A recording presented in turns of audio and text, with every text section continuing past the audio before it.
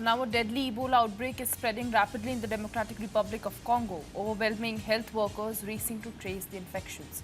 With limited resources, dealing, reporting and no approved vaccine for the strain, the battle to contain the virus is becoming increasingly difficult.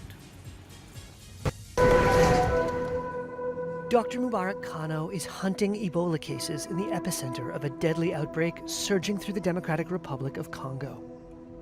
The disease moves faster than he can. He's just one of 27 investigators trying to track down infections and limit their spread in a territory of over 1 million people.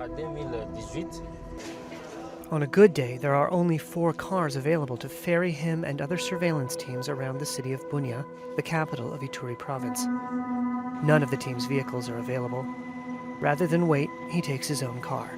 The outbreak has so far infected 3,200 people and killed 1,405, according to government figures released on Sunday. The World Health Organization has said the true scale of the outbreak could be 2 to 4 times larger than reported data.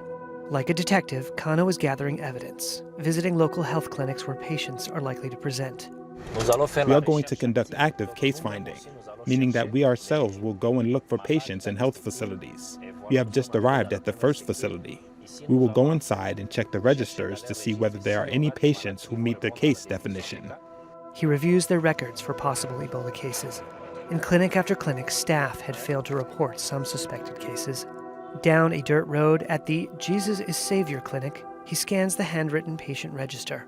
Several recent patients had been diagnosed with typhoid fever, which has symptoms that resemble Ebola in its early stages. The rare strain spreading in Congo, named Bundibugyo, has no known vaccine or treatment and can be difficult to detect as the early signs appear mild.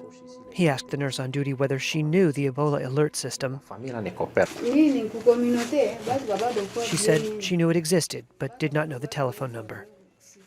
Frontline workers told Reuters of results coming in late and patients refusing to be tested.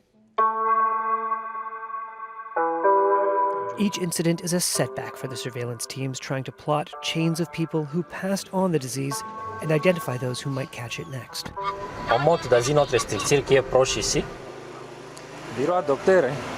At another clinic, he finds evidence of a patient who had already left for an Ebola treatment center. Even before our arrival, the patient and their family had decided to go there. As for us, we will simply record this as an alert, and we will contact the Elikia Treatment Center to carry out a more in-depth investigation. Kano is a veteran of Congo's last major Ebola epidemic that killed more than 2,000 people from 2018 to 2020. Back then, he said, he had the space to investigate cases and train surveillance teams. This time, he said, poor planning, logistical bottlenecks, and the recruitment of inexperienced staff had hampered the response from the outset. And, like many other health workers, Kano says he has not been paid since the latest outbreak was declared on May 15th. Congo's Ministry of Public Health and the National Public Health Institute did not immediately respond to emailed requests for comment. Congo Health Minister Samuel Roger Kamba this month said the government was working to address payment problems. Kano's Subaru made its final stop at a home where a 67-year-old man had died the previous afternoon.